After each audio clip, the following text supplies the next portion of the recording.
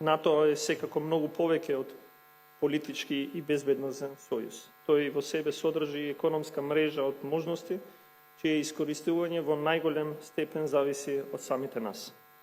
За тоа да се случи денеска во Скопје се одржа НАТО индустријски ден кој треба да помогне во приближувањето на домашните компании кон пазарот поврзан со производи и услуги наменети за потребите на Алијансата.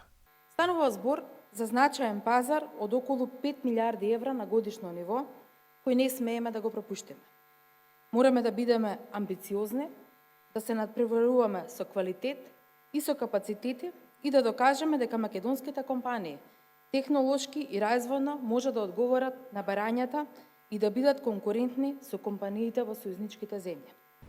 Иако земјава веќе 4 години е дел од најмоќниот воено-политички сојуз, таа покрај безбедносните се уште докрај не ги ползува и економските бенефити од членството. Иако нашата агенција се уште нема подпишано договор со индустриите од Северна Македонија, ние сме оптимисти дека тоа наскоро ќе се промени. И тоа е една од причините што сум денес тук. Со нетрпение очекувам да се поврзам со различни компании и со вас, за да разговараме за бизнис можностите. Во ситуација на војна во Украина, која засега не дава знаци дека наскоро ќе заврши и која меѓу другото покажа дека има потреба од навремено планирање и наменско производство, НАТО се повеќе се насочува кон здружување на индустријските капацитети на земјите членки. Минатата година генералниот секретар кажа дека без индустрија нема одвраќање и нема одбрана.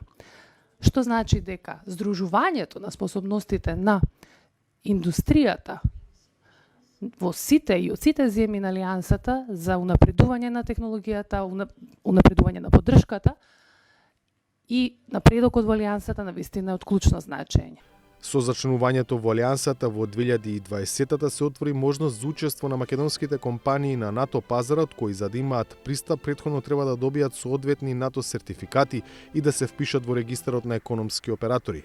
Во 2021 се впишале 8 фирми, во 2022 11, во 2023 21 компанија, а годинава 4 или вкупно 44 домашни компании.